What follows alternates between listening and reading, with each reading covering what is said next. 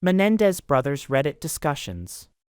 What is one thing you have a gut feeling about in this case, yet no proof of? Like the things you believe to be true but have no tangible evidence of. I'll start. First off, there is more physical evidence out there. Maybe in one of the various homes the boys lived in, maybe in Maria's home, maybe in Edgardo Diaz's home, or maybe burned in a trash can somewhere. If the police could only do their jobs correctly, I believe they would find more.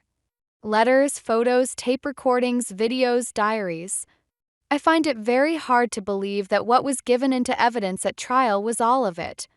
I also wonder if the boys themselves destroyed evidence. You can't convince me that Jose didn't have more than 3 victims either. I think his connection to Diaz is even deeper and darker than what we already know. Eric said himself that he suspects there are more victims. He saw his father take boys one by one to his bedroom. The fact that I am still actively working on new reporting after 35 years and that the LAPD has an open investigation into Edgardo Diaz answers your question. I know there are definitely more victims of Jose Menendez that are out there. It's not easy for a man in his 50s who has always kept a secret from his wife, children, and family to suddenly come forward and reveal what many consider something humiliating from their past. That's one of several reasons why Roy Rosello is a hero. Robert Rand. Maria destroyed evidence. Eric shot Jose. There were pictures of Eric. This came to my attention just a few days ago, and it's just a theory, but I refuses to leave my mind.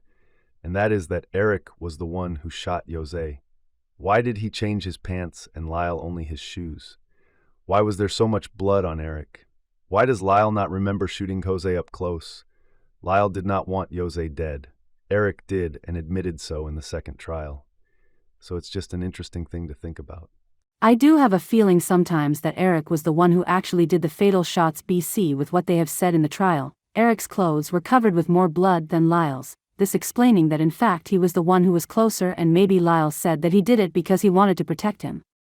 But obviously that doesn't really matter because it's unlikely and they don't know what really happened either because they said it was dark and there was smoke everywhere.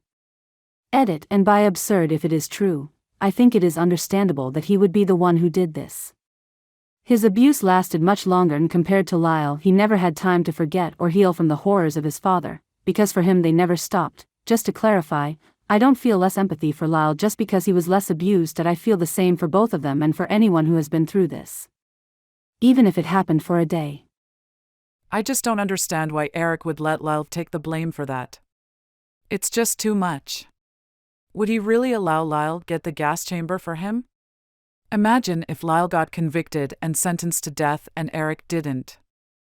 I think maybe the way, as in the method that Lyle and Eric remember things is quite different and accounts for this. Lyle seems to remember and suppress extremely traumatic events. He has slightly more present memories and slightly clearer recall. Eric seems to disassociate from stress and panic. The sub has discussed how avoidant he is at times, so has fuzzier memories of extreme stress. We all have the feeling that Lyle seems to remember, for example, all the times J plus K sexually abused him, but refrains from elaborating, saying only the bare minimum. He represses. Eric has testified, I believe, to not remembering certain sexual incidents with his father, especially the very violent ones. He avoids/dissociates. So with this extremely stressful event, probably the most stress and fear/panic they felt in their lives, their brains react differently. Lyle remembers quite clearly what he did, including the shot to Kitty's face. He very rarely says he forgot anything during his cross, which is why he dismantled Pam so easily. Eric doesn't remember what he did clearly, which is part of why he got so flustered when Lester kept asking the same thing over and over. He probably genuinely didn't have any memory of it. So I'm not sure if Eric allowed Lyle to take the blame per se. I think just genuinely has no memory of shooting his father in the head. And Lyle then, as he usually does, covered for him as big brother during testimony. He's so honest that if he remembered himself doing it, I feel like he probably would have said. Like how he talked about the Big Five store and even doubled down when Lester questioned him on it. I personally also think that Eric took the fatal shot of Jose, and good for him if he did MO, but the brothers have very different brains that probably account for certain gaps in testimony. Your feeling would also fit Lyle's long history of taking the blame for his brother's offenses, too. I also believe that Lyle's essay went on much longer like Dr. Conti. He was still showering with his dad as an adult. While he was touching his mom, his father was sometimes in the same bed. There is no way his dad didn't know what was going on and didn't have a perverted reaction to it. And he told Norma that there are things he can't and will never talk about. I also think that Eric shot Jose. Lyle can't remember shooting him, but I do believe Lyle shot Kitty. He gets extremely emotional while talking about reloading and shooting her. I, too, believe that Lyle endured more than he has ever said. I know that Eric said that the physical abuse was worse than he let on, but as Dr. Conte said, I am suspicious that it went on for longer with Lyle, too. The bedwetting, the stuffed animals, the shower comments to Donovan. Or perhaps it was worse with Kitty than he said. Maybe both? Lyle did say that Jose was in bed sometimes when he was doing sex stuff with his mom. Jose? Knowing the type of person Jose was? He might even have been directing it.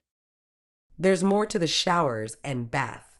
While telling Donovan he was scared of the new showers were going to be used for sex scenes. For sure. And the compound. The compound is the most underrated, terrifying thing about this case. I could see Lyle's soul leaving his body as he was describing what his father's plan was for his and his family's future there. I suspect that Jose was distributing the photos that he would take of Eric and Lyle bending over, in the shower, getting changed, etc. It sounded like this behavior happened constantly, from Lyle's testimony until Jose's death, but that they were only able to uncover in the trial the photos of Eric and Lyle as children. Jose bought out a pornography company, including the equipment.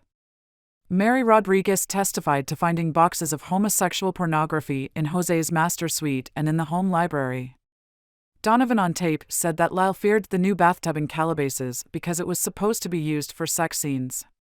2. I also suspect there were videotapes of the R*PS themselves, hence the holes in the ceiling of Eric's bedroom. 3. I think Lyle genuinely was scared of his father's contacts coming for them when he hired bodyguards, but it wasn't of the mafia. I think Eric and Lyle both knew Hollywood secrets, and the media tarnished their names so that they would not be believed if they were to ever reveal them. Barbara Walters yelled at Corey Feldman, "You're trying to ruin a whole industry," on The View when he was exposing CSA in Hollywood. She repeated the abuse excuse line, and she had photos with Ghislaine Maxwell.